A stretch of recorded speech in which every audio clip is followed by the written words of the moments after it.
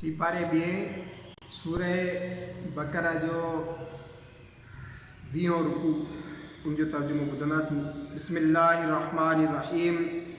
बेशक आसमाननि ऐं ज़मीन जी पैदाइश ऐं राति ॾींहं जो बदिलजी अचणु ऐं ॿेड़ी जेका दरियाव में माण्हुनि खे फ़ाइदे ॾियण लाइ हलंदी आहे ऐं हीअ त अल्लाह आसमान मां पाणी लाहे मुअल ज़मीन खे उन सां जीआरियो ऐं ज़मीन में हर क़िस्म जा जानवर पखेड़ियाई ऐं हवाउनि जी गर्दिश ऐं उहो ककर जेको आसमान में ज़मीन जे विच में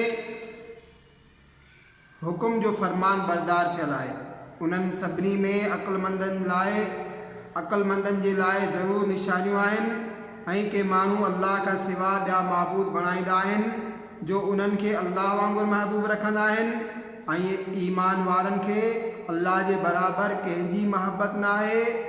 ऐं कीअं थिए जेकॾहिं ॾिसनि ज़ालिम उहो वक़्तु जॾहिं अज़ाब उन्हनि जे अखियुनि जे आॾो ईंदो, छो त पूरी ताक़त ख़ुदा खे आहे ऐं हिन करे त अल्लाह जो अज़ाब निहायत सख़्तु आहे। जॾहिं बेज़ार थींदा अॻवान पंहिंजनि पैरोकारनि खां ऐं अज़ाब ॾिसंदा ऐं उन्हनि सभिनी जा रिश्ता कटिजी वेंदा ऐं पैरोकार चवंदा त जेकर असांखे मोटणो हुजे हा दुनिया में त असां उन्हनि खां छिनऊं हा जीअं उन्हनि असां खां छिगी आहे। अहिड़ीअ तरह ई अल्लाह उन्हनि खे संदन